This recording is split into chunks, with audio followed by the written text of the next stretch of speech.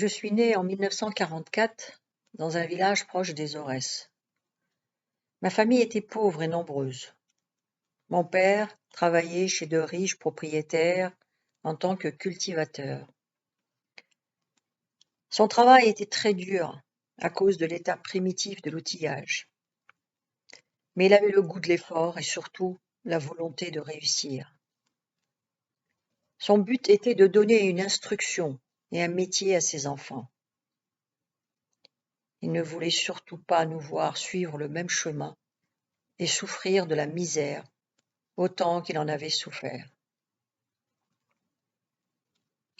Mais comment nous apprendre un métier quand le centre d'apprentissage était à 200 kilomètres? Dans le village, il y avait une école française où les privilégiés allaient jusqu'à l'âge de 12 ans et une école arabe. Pour apprendre à lire et à écrire, il fallait payer dans l'une et l'autre. Ce n'était certes pas bien cher, mais pour mon père, dont les 14 enfants allaient à l'école, cela faisait une somme assez élevée. Cela ne le décourageait pas pour autant, et il se sacrifiait à tout point de vue pour nous aider. Il nous mit dans une école où nous apprenions l'arabe littéraire qui, dans le temps, ne servait pas à grand-chose. Il espérait cependant que cet enseignement pourrait nous être utile dans l'avenir. Il s'acharnait à travailler toujours plus dur, de façon à nous nourrir, même si la nourriture ne posait alors guère de problème en raison du faible prix des fruits et des légumes. Quant à la viande, elle était réservée aux jours de fête. Il ne faisait aucune dépense pour la maison, et nous n'avions ainsi pour tout ameublement que de quoi dormir, c'est-à-dire quelques planches et tapis. Dans le village, notre famille était devenue assez connue du fait que tous les enfants allaient à l'école. En effet, la majorité des gens gardaient leurs enfants pour travailler avec eux chez les quelques propriétaires arabes ou chez le colon. La plupart de ceux qui allaient à l'école la quittaient à l'âge de 8 ou 9 ans pour aller travailler et gagner 1 ou 2 francs par jour. Mon père ne voulait pas qu'il en soit ainsi pour nous. Malgré les démarches réitérées d'un colon qui désirait embaucher 1 ou 2 ou 3 de ses enfants, lui disant que l'école ne leur servirait à rien, que les y envoyer était perdre de l'argent. Son but était manifestement d'éviter que nous fassions des études. Mon père ne voulut rien savoir et persista à mettre tous ses enfants, dont ses filles, à l'école. Il était alors très rare qu'une fille aille à l'école. Dans le village, une dizaine d'individus possédaient toutes les terres de la région, tandis que le reste des villageois travaillaient pour eux. Ces 10 personnages, dont 2 étaient des colons, se partageaient tous les postes administratifs. Ainsi, l'un d'eux, arabe, était maire, un autre était caïd. Lorsque 2 personnes s'opposant sur un problème faisaient appel au caïd, la question était tranchée d'avance en faveur de celui qui avait apporté le plus d'argent ou de biens. La loi appliquée par le caïd était toujours en faveur des riches. Voilà comment le village était administré, par une équipe assoiffée d'argent, et agissant toujours d'une manière injuste et révoltante, donnant toujours raison à celui qui avait le plus de richesses. Les gens étaient contraints d'accepter de telles décisions, soit par crainte, soit par manque d'argent. Celui qui n'avait pas recours au service du caïd pour régler une affaire était passible d'une amende. Lorsque quelqu'un faisait appel d'un procès injustement perdu, afin de le décourager, on lui faisait payer très cher la moindre consultation ou le moindre papier nécessaire au procès. En laissant traîner les choses, on lui faisait multiplier ses dépenses jusqu'à sa ruine totale. Il était donc contraint à l'abandon, faute de pouvoir payer les juges. Très tôt, je me suis rendu compte de ces injustices et du fait que, dans le fond, nous n'étions guère autre chose que la propriété de ces gens-là. Malgré mon jeune âge, mon père me parlait très souvent de tout cela et m'enseignait à ne pas suivre cet exemple lorsque je serai grand. Un enfant ne peut pas voir la réalité avec clarté, mais tu t'en rendras bien compte un jour, me disait-il. Dès l'âge de 10 ans, je commençais à converser avec des adultes. Je leur demandais leur opinion sur nos conditions de vie. Je m'intéressais de plus en plus aux discussions des gens et me rendis ainsi compte qu'ils étaient aveugles, aveuglés par le manque d'instruction, trompés par bien des mensonges, et que bien peu d'entre eux s'indignaient vraiment devant l'injustice. À l'école, l'instituteur algérien parlait aux enfants des problèmes du pays, comptant que ceux-ci en discuteraient avec leurs parents et par là toucheraient les adultes, ce qu'ils ne pouvaient pas faire directement parce qu'ils étaient surveillés par les autorités. Par exemple, nous parlions du colonialisme en dehors du cours, car dans le programme contrôlé et limité, il n'en était bien sûr pas question. Il nous fallait parler ouvertement, sans crainte, sachant que les gosses qui venaient à l'école pour apprendre l'arabe littéraire appartenaient à un milieu anticolonialiste. J'avais commencé à aller à l'école à l'âge de 3 ans, chose exceptionnelle pour l'époque, et ainsi, à l'âge de 9 ans, je me retrouvais avec des garçons de 14 et 16 ans, agissant comme eux, et non pas comme un gosse de mon âge. Tous les ans, durant les 30 jours du Ramadan, les élèves de l'école arabe donnaient chaque soir une représentation à la mosquée devant des parents d'élèves et d'autres villageois. Elle se composait de sketchs ou de sortes de pièces de théâtre destinées à éveiller l'esprit des gens. Ce n'était cependant pas là une méthode très efficace pour atteindre notre but, car ce public était trop inculte. À peine un dixième de gens comprenaient le sens des représentations. Certains étaient émus jusqu'aux larmes. Parmi les autres, venus uniquement pour se distraire, on n'entendait que des rires. À la fin de chaque spectacle, nous étions bouleversés par l'indifférence de la majorité. Nous demandions à l'instituteur d'agir plus violemment et de parler plus clairement. Ce n'était que la réaction d'une jeunesse inexpérimentée, mais désireuse de se faire comprendre. L'instituteur nous expliquait alors le risque que nous aurions pris. Il était obligé de limiter notre action pour éviter l'interdiction de ces soirées.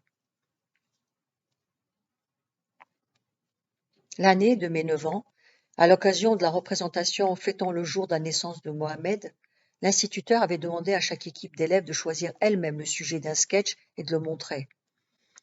J'étais l'organisateur de mon équipe. Dans celle-ci, nous avions choisi pour thème le colonialisme. Nous lisions des poèmes écrits par nous-mêmes et qui faisaient allusion à la libération de notre terre et à la nécessité pour le peuple de prendre en charge sa propre destinée. Nos poèmes firent sensation dans la salle. Mais le lendemain matin, le garde champêtre et un gendarme vinrent à l'école et emmenèrent l'instituteur ainsi que toute mon équipe chez le caïd. Celui-ci nous interrogea tous, un par un, pour savoir de qui venait l'idée du sketch. En affirmant que l'instituteur n'y était pour rien, nous expliquâmes que nous y avions tous travaillé ensemble. Après 2 heures d'interrogatoire, il infligea une amende à l'instituteur et nous donna plusieurs gifles, précisant que la prochaine fois l'école serait fermée et que nous serions mis en prison. Il donna aussi des avertissements à nos parents. Le soir, mon père attendait mon retour à la maison. Prenant l'air inquiet, il fit mine de désapprouver notre incartade et m'ordonna de ne pas recommencer. En fait, je lisais dans son regard l'admiration et l'encouragement à continuer.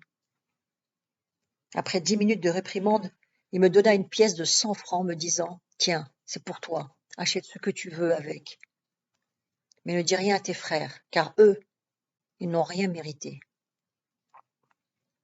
C'était la première fois que j'avais une pièce de 100 francs en ma possession, et pouvoir en faire ce que je voulais me procurait une joie immense. Ce geste ne fut qu'un encouragement de plus à écrire de tels poèmes. Par la suite, mon père prit l'habitude, après mon retour de l'école, d'envoyer mes frères s'occuper des bêtes, mes sœurs travailler avec ma mère dans la maison, et de me garder avec lui pour que je lui lise mes poèmes pendant qu'il jardinait. Il ne me montrait pas sa satisfaction, mais elle se manifestait tout de même. Je le voyais se détourner pour la dissimuler et sourire. Nous étions ensemble plus qu'un père et un fils. Nous avions très grand amour l'un pour l'autre. Il n'était pas simplement mon père, mais aussi mon meilleur camarade. Je passais avec lui toutes mes heures de loisirs et j'étais le préféré de tous mes frères grâce à ma position de benjamin, chose fréquente dans bien des familles. Nous étions chacun l'un pour l'autre le meilleur père ou le meilleur fils que l'on pouvait imaginer. C'est de lui que j'ai appris à aimer les autres. Je me sentais entouré de chaleur humaine et d'une affection profonde. J'ai ainsi eu une enfance très heureuse, bien que conscient du manque de liberté et de la misère dans lesquelles nous étions.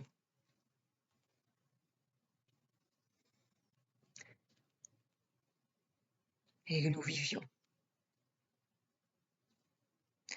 J'avais une dizaine de camarades de mon âge, dont un Français et un Israélite, tous les deux fils de commerçants. Ils parlaient couramment l'arabe qu'ils étudiaient avec nous à l'école musulmane. Malgré les détails minimes qui nous différenciaient physiquement, nous étions convaincus de notre égalité. Rien n'entravait notre entente. Lorsque je les emmenais à la maison, les parents les accueillaient comme s'ils avaient été mes frères. Il en était de même lorsque j'allais chez eux. Nous étions jeunes, nous ignorions la haine et parlions avec franchise. Nous avions bien quelques querelles, mais elles s'oubliaient vite. Nous nous demandions pourquoi les adultes ne s'entendaient pas. Fils de riches ou fils de pauvres, nous ne ressentions pas la différence et nous nous considérions tous égaux. Le jeudi après-midi, nous n'allions pas en classe. L'instituteur en profitait pour nous emmener en promenade.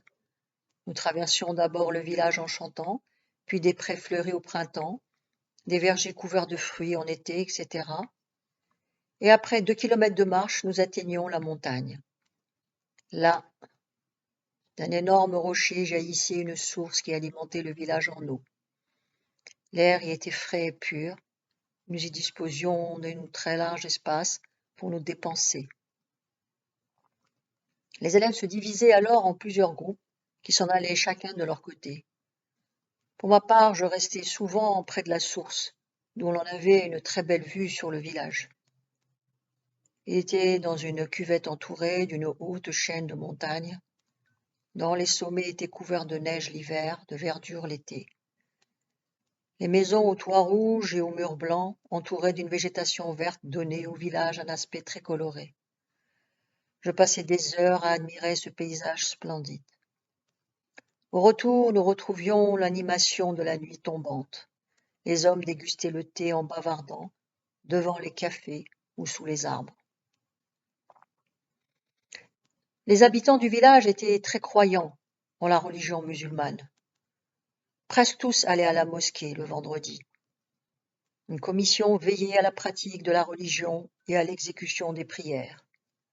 Elle avait aussi une mission de charité. Elle distribuait aux pauvres le produit des dons et d'un impôt proportionnel à la richesse qu'elle percevait. Elle était constituée d'une dizaine de personnes dont la moitié avait une fonction religieuse. Elle avait acquis peu à peu, et surtout au cours des années précédant la guerre, une grande autorité. Les gens s'adressaient à elle plutôt qu'aux caïds pour trancher leurs problèmes, ce qu'elle faisait bénévolement. En agissant clandestinement, elle prit un rôle politique, essayant de faire réfléchir les gens sur le comportement d'administration française avec eux. Mais elle avait fort à faire face à ce troupeau que l'on avait effrayé pendant plus d'un siècle. Les membres d'une même famille étaient très unis et vivaient ensemble. On voyait couramment 4 ou 5 frères mariés habiter la même maison et travailler pour le même compte, de façon à réunir leurs biens et les utiliser au mieux en commun. Très peu de gens vivaient de l'artisanat au village, car chaque famille fabriquait elle-même ce dont elle avait besoin. Presque tous les habitants travaillaient la terre des propriétaires comme journaliers pour toucher une part des récoltes et du produit de l'élevage. Très peu voyageaient. Certains très âgés n'avaient jamais quitté le village. Les moyens de transport étaient rares et très coûteux. Seuls les 2 colons et quelques fonctionnaires français possédaient une voiture personnelle. Les gens se contentaient de rester au village et d'y vivre avec leur famille. Lorsque l'un des très rares travailleurs qui avait quitté le village y revenait, c'était un événement que sa famille ne manquait jamais de fêter. Le sens de la communauté était très développé. Lorsque quelqu'un avait terminé la récolte chez lui, il aidait ses voisins à achever les leurs. Il en était de même pour les travaux différents. Les villageois, découragés par les injustices, n'avaient aucun espoir de sortir de leur misère.